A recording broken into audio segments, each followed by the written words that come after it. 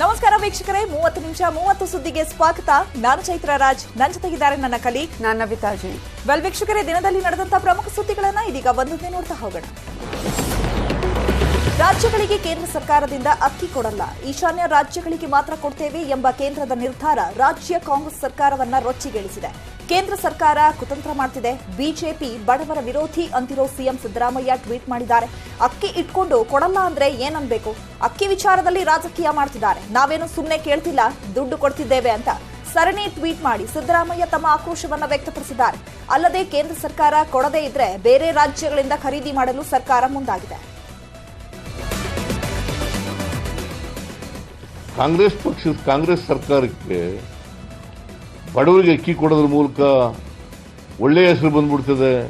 ಬಡವರು ಕಲ್ಯಾಣ ಮಾಡಕ್ಕೆ ಹೊರಟಿದ್ದಾರೆ ಇವ್ರನ್ನ ಏನಂತ ಕರಿಬೇಕು? ಇವ್ರನ್ನ ನಾವು ಬಡವರ ವಿರೋಧಿಗಳು ಅಂತ ಕರಿಬೇಕಾ? ಬಿಜೆಪಿ ಅವ್ರನ್ನ ಬಡವರ ವಿರೋಧಿಗಳು ಅಂತ ಕರಿಬೇಕಾ? ಇವರು ಬಡವರ ವಿರೋಧಿಗಳು. ಅಕ್ಕಿ ಇಟ್ಕೊಂಡು ಕೊಡಲ್ಲ ಅಂತ ಹೇಳ್ತಾರೆ. ಅದು ನಾವು ದುಡ್ಡು ಕೊಡ್ತೀವಿ, ಪುಕ್ಕಟೆ ಕೊಡಲ್ಲ. ಅವ್ರು ನಮಗೇನು ಸಹಾಯ? ಕೇಂದ್ರ ಸರ್ಕಾರ ರಾಜ್ಯಕ್ಕೆ ಅಕ್ಕಿ ಕೊಡದೆ ಮೋಸ ಮಾಡಿದೆ ಅಂತ ಬಿಜೆಪಿ ವಿರುದ್ಧ ಕಾಂಗ್ರೆಸ್ನ ನಾಯಕರು ವಾಗ್ದಾಳಿ ಮಾಡಿದ್ದಾರೆ. ನಾವೇನು ಪುಕ್ಸಟ್ಟೆ ಕೇಳ್ತಾ ಇಲ್ಲ, ಹಣ ಕೊಡ್ತೇವೆ, ಸುಮ್ಮನೆ ಬಿಜೆಪಿ ಸರ್ಕಾರ ರಾಜಕೀಯ ಮಾಡ್ತಿದೆ. ನಮ್ಮ ರಾಜ್ಯದ ಬಿಜೆಪಿ ನಾಯಕರಿಗೆ ಅಕ್ಕಿ ಕೇಳೋಕೆ ದಮ್ ಇಲ್ಲ, ಬಿಜೆಪಿಯವರು ಸೋಲಿನ ಹತಾಶೆಯಲ್ಲಿದ್ದಾರೆ ಅಂತ ಸಚಿವರು ಕಿಡಿಕಾರಿದ್ದಾರೆ.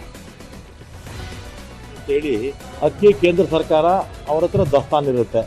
ನಮಗೆ ರಾಜ್ಯ ಸರ್ಕಾರಗಳಿಗೆ ಬೇಕಾಗಿರ್ತಕ್ಕಂಥ ಸಂದರ್ಭದಲ್ಲಿ ಒಂದು ರೇಟ್ ಫಿಕ್ಸ್ ಮಾಡಿರ್ತಾರೆ. ಆ ರೇಟಿಗೆ ಯಾವ ರಾಜ್ಯ ಬೇಕಾದ್ರೂ ಕೊಂಡ್ಕೋಬೋದಿತ್ತು. ಆದರೆ ಕೇಂದ್ರ ಸರ್ಕಾರ ಇವತ್ತು ಮಲತಾಯಿ ಧೋರಣೆ ತೋರಿಸ್ತಾ ಇದೆ. ಇವತ್ತು ಬೇಕಂತಲೇ ವಿರೋಧ ಪಕ್ಷದ ಸರ್ಕಾರಗಳು ಎಲ್ಲಿ ಪ್ರಬಲ ಆಗುತ್ತೋ, ಪಾರ್ಲಿಮೆಂಟ್ ಎಲೆಕ್ಷನ್ ಬರ್ತಾ ಇದೆ ಅಂತೇಳಿ ಅಕ್ಕಿ ಕೊಡೋದಿಲ್ಲ ಅಂತ ಹೇಳ್ತಾ ಇದ್ದಾರೆ. ಇದು ಮಲತಾಯಿ ಧೋರಣೆ ಅಲ್ಲದೆ ಬೇರೆ ಏನೂ ಅಲ್ಲ.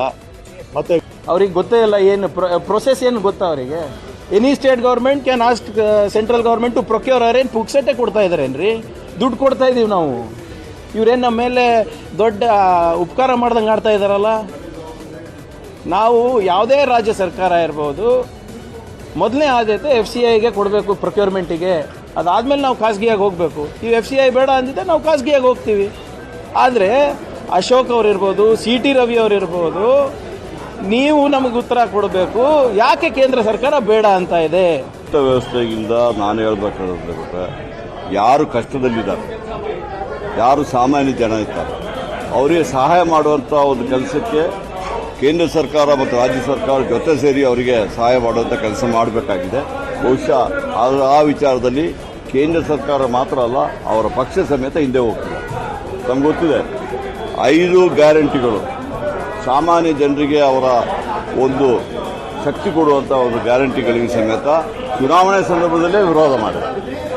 ಅದಕ್ಕೆ ಆ ಥರ ಮಾಡಿದರೆ ಅವರು ಯಾರು ಪರವಾಗಿದ್ದಾರೆ ಅನ್ನೋದು ಪ್ರತಿಯೊಬ್ಬರಿಗೆ ಗೊತ್ತಾಗ್ತದೆ. ನೋಡಿ, ಕೇಂದ್ರ ಸರ್ಕಾರದಿಂದ ನಾವೇನು ಫ್ರೀ ಕೇಳ್ತಾ ಇಲ್ಲ. ನಮ್ಮ ಮುಖ್ಯಮಂತ್ರಿಯವರು ಏನು ಹೇಳ್ತಾರೆ, ನಾವು ಹಣ ಕೊಡ್ತೀವಿ, ನಿಮ್ಮ ಹತ್ರ ಕೊಡಿ ಅಂತ ಹೇಳಿದೀವಿ ಹೊರತು ಅವರೇನಾದ್ರು ಫ್ರೀ ಕೊಡಿ ಅಂತ ಹೇಳಿದ್ರೆ ಅವ್ರು ಹೇಳ್ದನ್ನ ಒಪ್ಕೊಳ್ತಾರೆ. ವ್ಯವಸ್ಥೆಯಿಂದ ನಾನು ಹೇಳ್ಬೇಕಾದ್ರೆ ಗೊತ್ತಾ, ಕೇಂದ್ರ ಸರ್ಕಾರ ಅಕ್ಕಿ ಕೊಡ್ತಿಲ್ಲ ಎಂಬ ಆರೋಪಕ್ಕೆ ಬಿಜೆಪಿ ನಾಯಕರು ತಿರುಗೇಟು ಕೊಡುತ್ತಿದ್ದಾರೆ. ರಾಜ್ಯ ಸರ್ಕಾರದ ವಿರುದ್ಧ ಮಾಜಿ ಸಿಎಂ ಬೊಮ್ಮಾಯಿ ಕಿಡಿಕಾರಿದ್ದಾರೆ. ನಾವು ಹಿಂದೆ ಹೆಚ್ಚುವರಿ ಅಕ್ಕಿ ಖರೀದಿ ಮಾಡುವಾಗ ದುಡ್ಡು ಕೊಟ್ಟೆ ಅಕ್ಕಿ ಖರೀದಿ ಮಾಡಿದ್ವಿ, ಕೇಂದ್ರ ಆಹಾರ ಇಲಾಖೆಯಿಂದ ನೀವು ಖರೀದಿ ಮಾಡಬಹುದಿತ್ತಲ್ಲ ಅಂತ ಪ್ರಶ್ನೆ ಮಾಡಿದ್ದಾರೆ.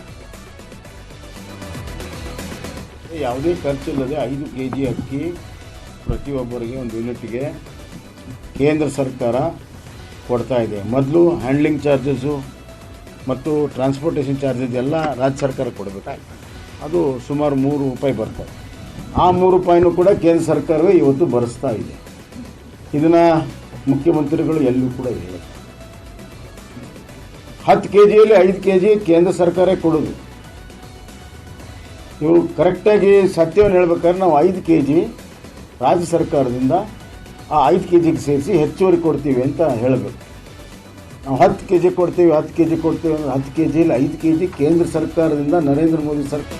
ಸುಳ್ಳು ರಾಮಯ್ಯ ಅಲ್ಲ ಅನ್ನೋದಾದ್ರೆ ಕಮಿಟ್ಮೆಂಟ್ ಲೆಟರ್ ತೋರಿಸಲಿ ಅಂತ ಸಿಎಂ ಸಿದ್ದರಾಮಯ್ಯ ವಿರುದ್ಧ ಮಾಜಿ ಶಾಸಕ CT ರವಿ ವಾಗ್ದಾಳಿ ನಡೆಸಿದ್ದಾರೆ. FCI ಏನು, ನಿಮಗೆ ಅಗತ್ಯವಿರುವ ಅಕ್ಕಿ ಕಳಿಸ್ತೇವೆ ಅಂತ ಹೇಳಿದ್ಯಾ ಅಂತ CT ರವಿ ಲೇವಡಿ ಮಾಡಿದ್ದಾರೆ. ಅಕಸ್ಮಾತ್ ಕೊಡದೆ ಇದ್ರೆ ಕೇಂದ್ರದ ಮೇಲೆ ಬಿಡಬೇಕು ಸರ್.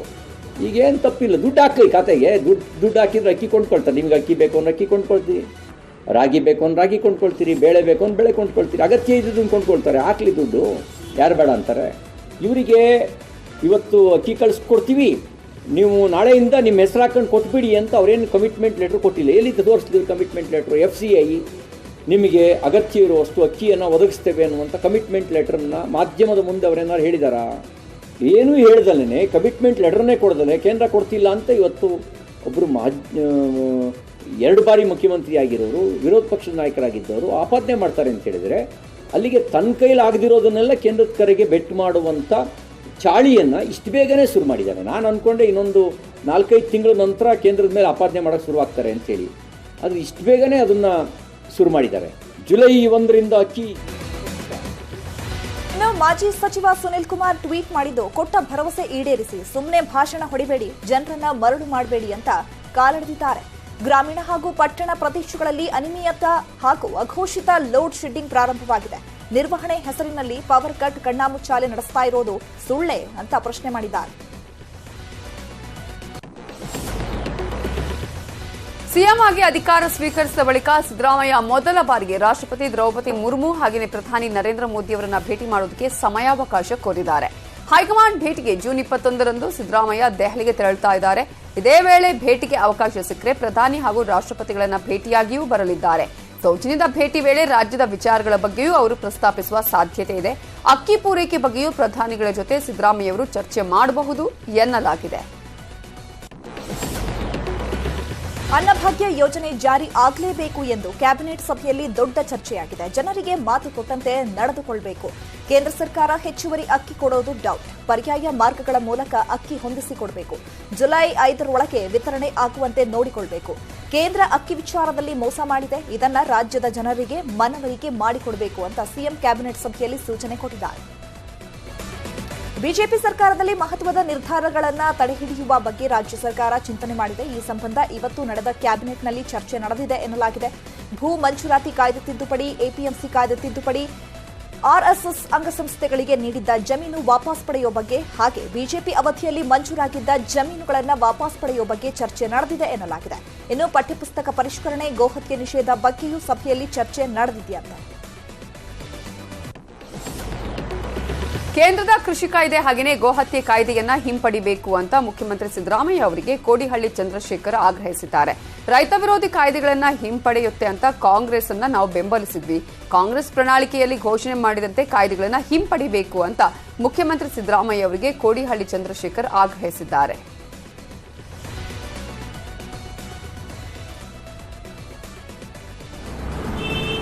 ಕೃಷಿ ಕಾಯ್ದೆಗಳನ್ನು ಹಿಂಪಡೆಯುವ ಭರವಸೆಯನ್ನು ಇಟ್ಟು ಸರ್ಕಾರ ಕೃಷಿ ಕಾಯ್ದೆಗಳನ್ನು ಹಿಂಪಡೆಯುವ ಇಂಗಿತವನ್ನು ಈಗಾಗಲೇ ವ್ಯಕ್ತಪಡಿಸ್ತಾ ಇದ್ದಾರೆ. ಅವರು ವಿಡ್ರಾ ಮಾಡ್ತಿದ್ದಾರೆ. ಕಳೆದ ವಾರ ಮಾನ್ಯ ಮುಖ್ಯಮಂತ್ರಿ ಸಿದ್ದರಾಮಯ್ಯನವರು ಇದರ ಬಗ್ಗೆ ಮಾಧ್ಯಮದವರ ಪ್ರಶ್ನೆಗೆ ರಿಯಾಕ್ಟ್ ಮಾಡ್ತಾ ಹೇಳ್ತಾರೆ, ಪರಿಶೀಲನೆ ಮಾಡ್ತಾರೆ. ಅವರು ಕೊಟ್ಟ ಮಾತಿನಂತೆ ಶಕ್ತಿ ಅನುಷ್ಠಾನ ಆಯಿತು. ಈಗ ಗೃಹಲಕ್ಷ್ಮಿ ಸರದಿ. ನಾಳೆ ಶಕ್ತಿ ಭವನದಲ್ಲಿ ಗೃಹಲಕ್ಷ್ಮಿ ಯೋಜನೆಗೆ ಸಿಎಂ ಚಾಲನೆ ನೀಡಲಿದ್ದಾರೆ. ನಾಳೆಯಿಂದ ಗೃಹಲಕ್ಷ್ಮಿ ಯೋಜನೆಗಾಗಿ ಅರ್ಜಿ ಸಲ್ಲಿಕೆ ಶುರುವಾಗಲಿದೆ. ನಾಳೆ ಮಧ್ಯಾಹ್ನ 1:30ರಿಂದ ಸೇವಾ ಸಿಂಧು ಪೋರ್ಟಲ್ ಮೂಲಕ ಅರ್ಜಿ ಸಲ್ಲಿಸಬಹುದು. ಗೃಹಲಕ್ಷ್ಮಿಗೆ ವಾರ್ಷಿಕ ಅಂದಾಜು 30,000 ಕೋಟಿ ಬೇಕಾಗಲಿದೆ ಎಂದು ಸಚಿವೆ ಲಕ್ಷ್ಮಿ ಹೆಬ್ಬಾಳ್ಕರ್ ಮಾಹಿತಿಯನ್ನು ಕೊಟ್ಟಿದ್ದಾರೆ. ನಾಳೆ ಅರ್ಜಿಯನ್ನು ಅವರು ಸಲ್ಲಿಸಬಹುದಾಗಿದೆ.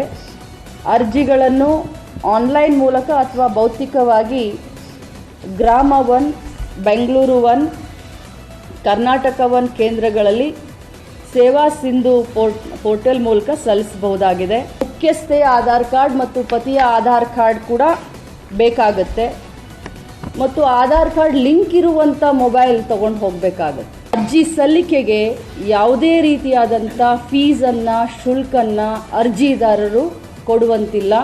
ಅದನ್ನು ಸರ್ಕಾರವೇ ಭರಿಸುತ್ತದೆ. ಶಕ್ತಿ ಯೋಜನೆಯಡಿ ನಿನ್ನೆ ಒಂದೇ ದಿನ 50 ಲಕ್ಷಕ್ಕೂ ಅಧಿಕ ಮಹಿಳೆಯರು ಪ್ರಯಾಣ ಮಾಡಿದ್ದಾರೆ. ನಿನ್ನೆ 4 ನಿಗಮಗಳ ಸಾರಿಗೆ ಬಸ್ಸಲ್ಲಿ 1,12,26,000ಕ್ಕೂ ಅಧಿಕ ಮಂದಿ ಪ್ರಯಾಣ ಮಾಡಿದ್ದಾರೆ. ಶಕ್ತಿ ಯೋಜನೆಗಾಗಿ ನಿನ್ನೆ ಒಂದೇ ದಿನಕ್ಕೆ 11,51,08,324 ರೂಪಾಯಿ ಖರ್ಚಾಗಿದೆ. ಈ ನಡುವೆ ಶಕ್ತಿ ಯೋಜನೆಯಿಂದ ಸರ್ಕಾರಿ ಬಸ್ಗಳಂತೂ ಫುಲ್ ರಶ್ ಆಗ್ತಿವೆ. ಮಂಡ್ಯ ಜಿಲ್ಲೆಯ ಮಳವಳ್ಳಿ ಬಸ್ ನಿಲ್ದಾಣಕ್ಕೆ ಮಹಿಳಾ ಪ್ರಯಾಣಿಕರ ದಂಡೇ ಬರ್ತಿದ್ದು ಬಸ್ಗಳಂತೂ ಫುಲ್ ರಶ್ ಆಗ್ತಿದೆ. ಬಸ್ಸಲ್ಲಿ ಮಹಿಳಾ ಪ್ರಯಾಣಿಕರ ಹೆಚ್ಚಳದಿಂದ ಪುರುಷರಿಗೆ ಸೀಟೇ ಸಿಗ್ತಿಲ್ಲ. ಪುರುಷರು ಟಿಕೆಟ್ ಪಡೆದು ನಿಂತ್ಕೊಂಡು ಹೋಗುವ ಸ್ಥಿತಿ ನಿರ್ಮಾಣವಾಗಿದೆ.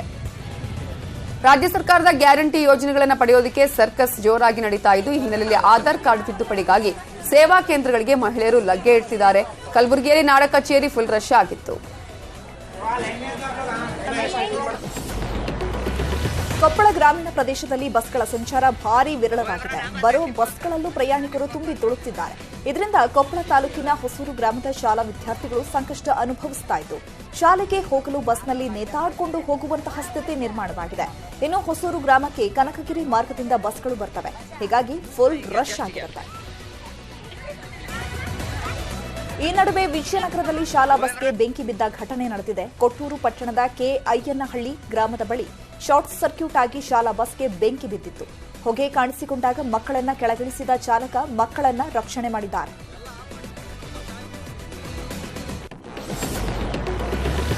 ಕರೆಂಟ್ ಬಿಲ್ ಏರಿಕೆ ಖಂಡಿಸಿ ಶಿವಮೊಗ್ಗದಲ್ಲಿ ಇವತ್ತು ಕೂಡ ಪ್ರತಿಭಟನೆ ನಡೆಯಿತು. ರಾಜ್ಯ ಕಾಂಗ್ರೆಸ್ ಸರ್ಕಾರದ ವಿರುದ್ಧ ಸಂಸದ ಬಿವೈ ರಾಘವೇಂದ್ರ, ಮಾಜಿ ಶಾಸಕ ಅಶೋಕ್ ನಾಯ್ಕ್ ತಮ್ಮ ಅಪಾರ ಬೆಂಬಲಿಗರ ಜೊತೆ ಪ್ರತಿಭಟನೆ ಮಾಡಿದರು. ಮೆಸ್ಕಾಂ ಕಚೇರಿಗೆ ಪ್ರತಿಭಟನಾಕಾರರು ಮುತ್ತಿಗೆ ಹಾಕೋದಕ್ಕೆ ಪ್ರಯತ್ನಿಸಿದಾಗ ಸಂಸದ ರಾಘವೇಂದ್ರ ಸೇರಿದಂತೆ ಲೀಡರ್ಸ್ ಹಾಗೂ ಕಾರ್ಯಕರ್ತರನ್ನ ಪೊಲೀಸರು ವಶಕ್ಕೆ ಪಡೆದು ಬಳಿಕ ಬಿಡುಗಡೆ ಮಾಡಿದ್ರು.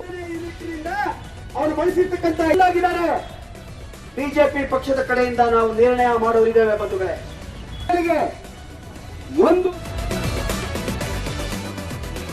ಈ ನಡುವೆ ಕೊಪ್ಪಳ ಜಿಲ್ಲೆಯ ಗಂಗಾವತಿಯಲ್ಲಿ ವಿದ್ಯುತ್ ದರ ಏರಿಕೆ ಖಂಡಿಸಿ ಜನ ಪ್ರತಿಭಟನೆ ಮಾಡಿದ್ರು. ದುಪ್ಪಟ್ಟು ವಿದ್ಯುತ್ ದರ ಹಿಂಪಡಿಬೇಕು ಅಂತ ಆಗ್ರಹಿಸಿದ್ರು.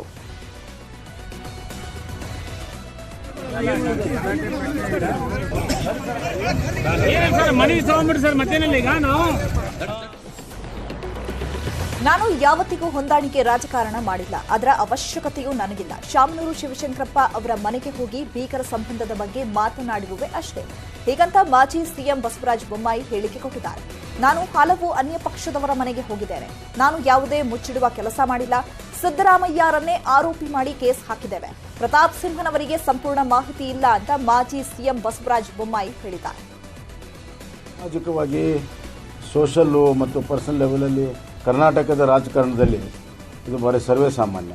ಈಗಾಗಲೇ ಮಾತಾಡಿದ್ರು ಕೂಡ ಎಲ್ಲ ಪಕ್ಷದ ಜೊತೆಗೆ ಸ್ನೇಹಿತರಿದ್ದಾರೆ ಅವ್ರಿಗೂ ಕೂಡ.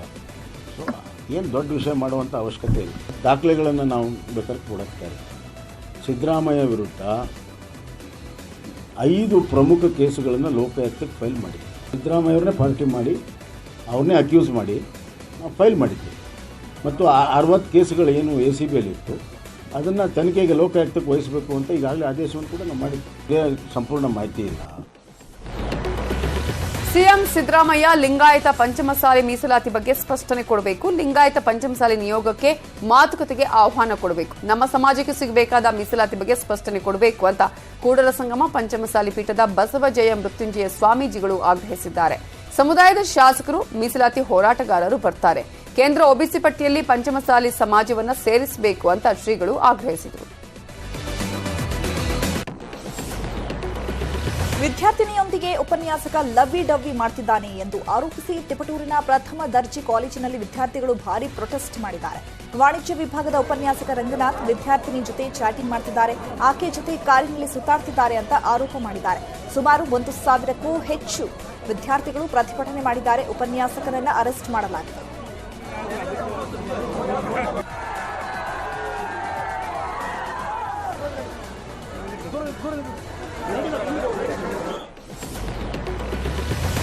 ಬಳ್ಳಾರಿ ಜಿಲ್ಲೆಯಲ್ಲಿ ಕಳೆದ 8 ತಿಂಗಳಿನಿಂದ ಅಂಗನವಾಡಿ ಮಕ್ಕಳಿಗೆ ಕ್ಷೀರ ಭಾಗ್ಯ ಸಿಕ್ಕಿಲ್ಲ. ಬಳ್ಳಾರಿ ಜಿಲ್ಲೆಯ 1226 ಅಂಗನವಾಡಿ ಕೇಂದ್ರಗಳಲ್ಲಿ ಕೆಎಂಎಫ್ನಿಂದ ಅಂಗನವಾಡಿಗಳಿಗೆ ಸರಬರಾಜಾಗ್ತಿದ್ದ ಹಾಲಿನ ಪುಡಿ ಪೂರೈಕೆಯೇ ಸ್ಥಗಿತವಾಗಿದೆ. ಜಾನುವಾರುಗಳಲ್ಲಿ ಕಳೆದ ಕೆಲ ತಿಂಗಳಿಂದ ಚರ್ಮಗಂಟು ರೋಗ ಕಾಣಿಸಿಕೊಂಡ ಹಿನ್ನೆಲೆಯಲ್ಲಿ ಹಾಲಿನ ಕೊರತೆಯಿಂದಾಗಿ ಹಾಲಿನ ಪುಡಿ ಕಳಿಸುವುದೇ ಸ್ಥಗಿತವಾಗಿತ್ತು. ಈಗ 8 ತಿಂಗಳು ಕಳೆದರೂ ಅಂಗನವಾಡಿ ಮಕ್ಕಳಿಗೆ ಹಾಲಿನ ಪುಡಿ ಸರಬರಾಜು ಆಗ್ತಿಲ್ಲ. ಅಂಗನವಾಡಿ ಮಕ್ಕಳಿಗೆ ಮೊಟ್ಟೆ, ಬಾಳೆಹಣ್ಣು ವಿತರಿಸಲಾಗ್ತಿದೆ. ಬಳ್ಳಾರಿ ಜಿಲ್ಲೆ ಮಾತ್ರ ಅಲ್ಲ, ಆಲ್ಮೋಸ್ಟ್ ಇಡೀ ರಾಜ್ಯದ ಅಂಗನವಾಡಿಗಳ ಪರಿಸ್ಥಿತಿ ಕೂಡ ಇದೇ ಇದೆ ಎನ್ನಲಾಗಿದೆ.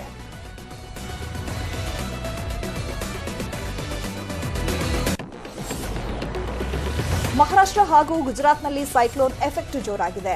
ಬಿಪರ್ಜಾಯ್ ಆರ್ಭಟದಿಂದ ಸಮುದ್ರ ತೀರದಲ್ಲಿ ಆತಂಕ ಎದುರಾಗಿದೆ. ಕಟ್ಟೆಚ್ಚರಕ್ಕೆ ಎರಡೂ ಸರ್ಕಾರಗಳಿಂದ ಸೂಚನೆ ನೀಡಲಾಗಿದ್ದು ಸದ್ಯಕ್ಕೆ ಪ್ರಯಾಣ ಮುಂದೂಡುವಂತೆ ಸಲಹೆ ನೀಡಲಾಗಿದೆ. ಸಮುದ್ರ ಮೀನುಗಾರಿಕೆಗೆ ಜಿಲ್ಲಾಡಳಿತಗಳಿಂದ ತಡೆ ಹಾಕಲಾಗಿದೆ. ಮುಂಬೈ, ಸೌರಾಷ್ಟ್ರ, ಕಚ್ ಭಾಗಗಳಲ್ಲಿ ಹೈ ಅಲರ್ಟ್ ಘೋಷಣೆ ಮಾಡಲಾಗಿದೆ. ಗುಜರಾತ್ನ ಮಾಂಡ್ವಿ ತೀರದಲ್ಲಿ ಭಾರೀ ಅಲೆಗಳು ಎದ್ದಿವೆ. ಗುಜರಾತ್ನಲ್ಲಿ 74,000ಕ್ಕೂ ಅಧಿಕ ಮಂದಿ ಸ್ಥಳಾಂತರ ಮಾಡಲಾಗಿದೆ. ಹವಾಮಾನ ವೈಪರೀತ್ಯದ ಮೇಲೆ ರಾಜಸ್ಥಾನ ಸರ್ಕಾರ ನಿಗಾ ಇಟ್ಟಿದೆ. ಸುಮಾರು 76 ರೈಲುಗಳ ಓಡಾಟಕ್ಕೆ ಬ್ರೇಕ್ ಬಿದ್ದಿದೆ. ದೇವಸ್ಥಾನಗಳು ಕೂಡ ಬಂದ್ ಆಗಿದೆ.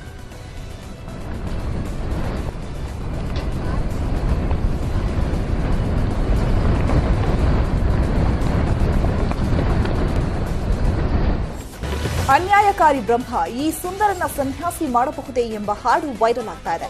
ಸಾಕಷ್ಟು ಜನ ರೀಲ್ಸ್ ಮಾಡ್ತಿದ್ದಾರೆ. ಮಳವಳ್ಳಿಯ ಖ್ಯಾತ ಜಾನಪದ ಹಾಡುಗಳ ಗಾಯಕ ಡಾಕ್ಟರ್ ಮಹದೇವ ಸ್ವಾಮಿ ಹಾಡಿದ ಹಾಡಿತು. 1995ರಲ್ಲಿ ಅರ್ಜುನ ಜೋಗಿ ಕಥೆಯನ್ನ ಹಾಡಿನ ರೂಪದಲ್ಲಿ ಹಾಡಿದ್ರು ಮಹದೇವ ಸ್ವಾಮಿ. ವೇಶ್ಯೆಯರು ಅರ್ಜುನನನ್ನ ನೋಡಿ ಹೇಳಿದ ಸಾಲುಗಳೇ ವೈರಲ್ ಆಗಿರೋದು. ಈ ಕುರಿತು ನ್ಯೂಸ್ 18 ಜೊತೆ ಮಹದೇವ ಸ್ವಾಮಿ ಮಾತನಾಡಿದ್ದಾರೆ. ಸನ್ಯಾಸಿ ಮಾಡಬಹುದೇ, ಸುಂದರನ ಸನ್ಯಾಸಿ ಮಾಡಬಹುದೇ, ಪಡೆದಂತ ತಾಯಿ ಇಂಥ ಸುಂದರನ ಮರತ್ಯಾಗೆ ಇರುವಳಮ್ಮ, ಮರತ್ಯಾಗೆ ಇರುವಳಮ್ಮ, ಅನ್ಯಾಯಕಾರಿ ಬ್ರಹ್ಮ ಈ ಸುಂದರನ. ಅದರಲ್ಲಿ ಇದು ಅರ್ಜುನನ ಜೋಗಿ ಹಾಡು ಅಂತೇಳಿ 1995ರಲ್ಲಿ ನಾನು ಇದನ್ನು ಕ್ಯಾಶೆಟ್ ಮುಖಾಂತರ ಬರ್ತಂದೆ. ಇದು ಎಲ್ಲ ಕಡೆನೂ ಈ ಕಥೆಗಳು ಕೇಳ್ತಕ್ಕಂಥವ್ರು ಚುಂಚನಗಿರಿ ಭೈರವ ಹಾಗೂ ಅರ್ಜುನ ಜೋಗಿ ಹಾಡು ಇದೆರಡು ಸಂಬಂಧಪಟ್ಟಂಗೆ ಇದು ಒಂದು ಕತೆ, ಜನಪದ ಕತೆ. ಈ ಕತೆನ ಅವತ್ತೇ ನಾನು ಹಾಡಿದೆ. ಅದು ಹಾಡು ಇಷ್ಟು ಪ್ರಖ್ಯಾತಿ ಆಗ್ತದೆ ಅಂತ ನಾನೂ ಸಹ ತಿಳಿದಿರಲಿಲ್ಲ. ಅದರಲ್ಲಿ ಅಕ್ರಮ ಮರಳು ಅಡ್ಡೆ ಮೇಲೆ ಗ್ರಾಮಸ್ಥರು ದಾಳಿ ಮಾಡಿದ್ದು ಜೆಸಿಬಿ ಟಿಪ್ಪರ್ ಮುಂದೆ ಕುಳಿತು ಪ್ರತಿಭಟನೆ ನಡೆಸಿದ್ರು. ಈ ಘಟನೆ ಕೊಪ್ಪಳ ಜಿಲ್ಲೆಯ ಕನಕಗಿರಿ ತಾಲೂಕಿನ ಯತ್ನಟ್ಟಿ ಗ್ರಾಮದಲ್ಲಿ ನಡೆದಿದೆ. ಮಹಿಳೆಯರು ಸೇರಿದಂತೆ 50ಕ್ಕೂ ಹೆಚ್ಚು ಗ್ರಾಮಸ್ಥರು ಅಕ್ರಮ ಮರಳು ಅಡ್ಡೆ ಮೇಲೆ ದಾಳಿ ಮಾಡಿ ಆಕ್ರೋಶವನ್ನು ವ್ಯಕ್ತಪಡಿಸಿದ್ದಾರೆ. ಅಕ್ರಮ ಮರಳು ದಂಧೆಯಲ್ಲಿ ಕೆಲ ರಾಜಕಾರಣಿಗಳು ಭಾಗಿಯಾಗಿದ್ದಾರೆ, ಆದರೆ ಅಧಿಕಾರಿಗಳು ಮಾತ್ರ ಸೈಲೆಂಟ್ ಆಗಿದ್ದಾರೆ ಅಂತ ಕಿಡಿಕಾರಿದರು. ಶಾಲೆಯ ಸಂಪರ್ಕದ ರಸ್ತೆಗೆ ಅಡ್ಡಲಾಗಿ ಗೋಡೆ ನಿರ್ಮಾಣ ಮಾಡಲಾಗಿದೆ. ಹೀಗಾಗಿ ವಿದ್ಯಾರ್ಥಿಗಳು ರಸ್ತೆಯಲ್ಲಿ ಕುಳಿತು ಪಾಠ ಕೇಳುವಂತಹ ಸ್ಥಿತಿ ನಿರ್ಮಾಣವಾಗಿದೆ. ಈ ಘಟನೆ ಕೋಲಾರ ಜಿಲ್ಲೆಯ ಮಾಲೂರು ತಾಲೂಕಿನ ಮರಿಯಪ್ಪನಹಳ್ಳಿ ಗ್ರಾಮದಲ್ಲಿ ನಡೆದಿದೆ. ರಸ್ತೆಯ ಜಾಗ ತಮ್ಮದೆಂದು ತಗಾದೆ ತೆಗೆದು ಖಾಸಗಿ ವ್ಯಕ್ತಿಯಿಂದ ಕಾಂಪೌಂಡ್ ನಿರ್ಮಾಣ ಮಾಡಲಾಗಿದೆ. ರಸ್ತೆ ವಿವಾದ ಬಗೆಹರಿಸುವಂತೆ ಪೋಷಕರು ಅಧಿಕಾರಿಗಳಿಗೆ ಆಗ್ರಹಿಸಿದ್ದಾರೆ. ಇನ್ನು ಶಿಕ್ಷಕರು ಹಾಗೂ ಶಾಲಾ ಸಿಬ್ಬಂದಿ ಮೌನ ಪ್ರತಿಭಟನೆ ನಡೆಸಿದರು. ಶಾಲೆಗೆ ಬದಲಿ ಮಾರ್ಗದ ವ್ಯವಸ್ಥೆ ಮಾಡುವಂತೆ ಒತ್ತಾಯಿಸಿದರು. ಶಿವಮೊಗ್ಗದಲ್ಲಿ ಕೊನೆಗೂ ವಿಮಾನ ಹಾರಾಟಕ್ಕೆ ಮುಹೂರ್ತ ಫಿಕ್ಸ್ ಆಗಿದೆ. ಶಿವಮೊಗ್ಗ ಬೆಂಗಳೂರು ನಡುವೆ ಇಂಡಿಗೋ ಸಂಸ್ಥೆಯಿಂದ ಆಗಸ್ಟ್ 11ರಿಂದ ವಿಮಾನ ಹಾರಾಟ ಶುರುವಾಗಲಿದೆ. ಜುಲೈ ಮೊದಲ ವಾರದಿಂದಲೇ ಟಿಕೆಟ್ ಬುಕಿಂಗ್ ಶುರುವಾಗಲಿದ್ದು ಸರ್ಕಾರದಿಂದ 2.5 ಕೋಟಿ ಸಬ್ಸಿಡಿ ಹಣ ಕೊಟ್ಟರೂ ಕೂಡ ವಿಳಂಬ ಮಾಡಿತ್ತು ಏರ್ ಇಂಡಿಗೋ. ವಿಮಾನ ಹಾರಾಟ ವಿಳಂಬ ಮಾಡಿದ್ದಕ್ಕೆ ವಾರ್ನಿಂಗ್ ಅನ್ನ ನೀಡಲಾಗಿತ್ತು. ಶಿವಮೊಗ್ಗ ಸಂಸದ ಬಿವೈ ರಾಘವೇಂದ್ರ ಅವರಿಗೆ ವಾರ್ನಿಂಗ್ ಅನ್ನ ನೀಡಿದರು. 2023-24ನೇ ಸಾಲಿನ ವೃತ್ತಿಪರ ಕೋರ್ಸ್ಗಳ ಪ್ರವೇಶಕ್ಕೆ ನಡೆದಿದ್ದ ಸಿಇಟಿ ಪರೀಕ್ಷೆಯ ಫಲಿತಾಂಶ ಪ್ರಕಟವಾಗಿದೆ. ಉನ್ನತ ಶಿಕ್ಷಣ ಸಚಿವ ಡಾಕ್ಟರ್ ಸುಧಾಕರ್ ಬೆಂಗಳೂರಿನ ಮಲ್ಲೇಶ್ವರಂನ ಕೆಇಇ ಕಚೇರಿಯಲ್ಲಿ ಸಿಇಟಿ ಫಲಿತಾಂಶ ಪ್ರಕಟಿಸಿದ್ದು, ಈ ಬಾರಿ ಸಿಇಟಿಯಲ್ಲೂ ಬಾಲಕಿಯರು ಮೇಲುಗೈ ಸಾಧಿಸಿದ್ದಾರೆ. ಇಂಜಿನಿಯರಿಂಗ್ ಕೋರ್ಸ್ಗೆ 2,03,381 ವಿದ್ಯಾರ್ಥಿಗಳು ಆಯ್ಕೆಯಾಗಿದ್ದಾರೆ. ನರ್ಸಿಂಗ್ ಕೋರ್ಸ್ಗೆ 1,66,808 ಅಭ್ಯರ್ಥಿಗಳು ಅರ್ಹತೆಯನ್ನ ಪಡೆದಿದ್ದಾರೆ ಅಂತ ಸಚಿವ ಡಾಕ್ಟರ್ ಸುಧಾಕರ್ ಮಾಹಿತಿಯನ್ನ ನೀಡಿದರು. ಇನ್ನು ಇಂಜಿನಿಯರಿಂಗ್ನಲ್ಲಿ ವಿಘ್ನೇಶ್ ನಟರಾಜಕುಮಾರ್ ಮೊದಲ ರ್ಯಾಂಕ್ ಅನ್ನು ಗಳಿಸಿದ್ದಾರೆ.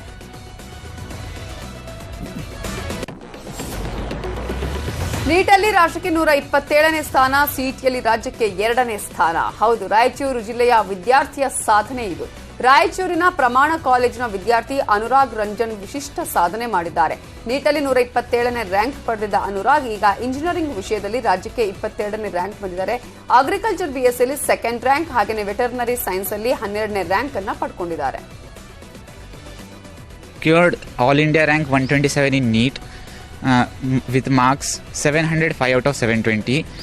ನಾನು ರಾಜ್ಯಕ್ಕೆ KCET-ನಲ್ಲಿ ಇಂಜಿನಿಯರಿಂಗ್ನಲ್ಲಿ 22 ರ್ಯಾಂಕ್, ಮೆಡಿಕಲ್ನಲ್ಲಿ BNYS-ನಲ್ಲಿ 12th ರ್ಯಾಂಕ್, ಅಗ್ರಿಕಲ್ಚರ್ BSc-ನಲ್ಲಿ ಸೆಕೆಂಡ್ ರ್ಯಾಂಕ್, ವೆಟನರಿ ಸೈನ್ಸ್ನಲ್ಲಿ 12th ರ್ಯಾಂಕ್, BSc ನರ್ಸಿಂಗ್ನಲ್ಲಿ 12th ರ್ಯಾಂಕ್. ಇನ್ನುಳಿದ ಪ್ರಮುಖ ಸುದ್ದಿಯನ್ನು ನೋಡೋದಕ್ಕಿಂತ ಮುಂಚೆ ಈಗಾಗಲೇ ಸಚಿವ ಸಂಪುಟ ಸಭೆ ಮುಗಿದಿದೆ. ಸಭೆಯ ನಂತರ ಈಗ ಕಾನೂನು ಸಚಿವ ಎಚ್ ಕೆ ಪಾಟೀಲ್ ಮಾತಾಡ್ತಿದ್ದಾರೆ, ನೋಡೋಣ. ಅವರು ಈ ಇವೆಂಟ್ ಕ್ಯೂರೇಷನ್ ಆ್ಯಂಡ್ ಮ್ಯಾನೇಜ್ಮೆಂಟ್ ಏಜೆನ್ಸಿ ಅವರಿಗೆ ECMA ಅವರಿಗೆ ಏನು ಫ್ಲ್ಯಾಗ್ಶಿಪ್ ಇವೆಂಟ್ಸನ್ನು ಆರ್ಗನೈಸ್ ಮಾಡೋದಕ್ಕೆ ಆ ಪ್ರಪೋಸಲ್ ಇದೆ. That is Bangalore technology summit in Bangalore and beyond Bangalore ಮಾಡೋದಕ್ಕೆ ನಮ್ಮ ಕ್ಯಾಬಿನೆಟ್ ಇವತ್ತು ಒಪ್ಪಿಗೆ ಕೊಟ್ಟಿದೆ. 17,98,00,000 ರೂಪಾಯಿ ಅದಕ್ಕೆ ಹಣ ನಿಗದಿಪಡಿಸಬೇಕು ಅಂತ ಹೇಳಿ ನಾವು ಒಪ್ಪಿಗೆ ನೀಡಿದ್ದೇವೆ. ಡೇಟ್ ಇನ್ನೂ ಫಿಕ್ಸ್ ಇಲ್ಲ. Date will be fixed and will be made known to you by the concerned minister later.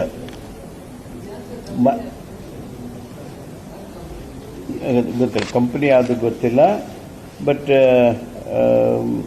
this technical summit will be in Bangalore and beyond Bangalore. Minor irrigation department na ಒಂದು proposal the administrative approval was accorded for a revised estimate of 1,081 crores for the work of filling up of 243 MLD secondary treated water from Vrshbhavati Valley STP to fill up 70 tanks in the first stage in Bangalore urban, Bangalore rural, Tumkur and Chikballapur district. ಈ revised ಎಸ್ಟಿಮೇಟ್ಗೆ cabinet ತನ್ನ ಒಪ್ಪಿಗೆ ನೀಡಿದೆ. ಇನ್ನು ಇಲ್ಲ, ಇದು ಪರೀಕ್ಷಿತ ಮೊದಲಿತ್ತು 2022ಗೆ ಇದು administrative ಅಪ್ರೂವಲನ್ನು ಪಡೆದಿತ್ತು 82 ಟ್ಯಾಂಕಿಗೆ. ಅದು 15 MLD industrial area, Dabaspete et cetera ಎಲ್ಲ ಇತ್ತು. ಆವಾಗ 865 ಕೋಟಿ ರೂಪಾಯಿ ಇತ್ತು. That is revised today with to fill 21 tanks under lift 1 and 49 tanks under lift 2. ರಾಜ್ಯ ಸಚಿವ ಸಂಪುಟ ಸಭೆ ಅಂತ್ಯ ಆಗಿದೆ. ಅನೇಕ ವಿಚಾರಗಳ ಬಗ್ಗೆ ಚರ್ಚೆಯನ್ನು ಕೂಡ ಮಾಡಲಾಗಿದ್ದು, ಕಾನೂನು ಸಚಿವ ಯಾವ್ಯಾವ ಪ್ರಕರಣಗಳಿಗೆ ಸಂಬಂಧಪಟ್ಟ ಹಾಗೆ ಈಗಾಗಲೇ ಒಂದಷ್ಟು ಚರ್ಚೆಯನ್ನು ನಡೆಸಲಾಗಿದೆ ಅನ್ನುವಂತಹ ಮಾಹಿತಿಯನ್ನು ಕೂಡ ನೀಡ್ತಾ ಹೋದ್ರು. ಇವಿಷ್ಟು ಈ ಹೊತ್ತಿನ ಪ್ರಮುಖ ಸುದ್ದಿ. ನೋಡ್ತಾ ಇರಿ News 18, ಜಾಲ ನಮ್ಮದು, ಬಲ ನಿಮ್ಮದು.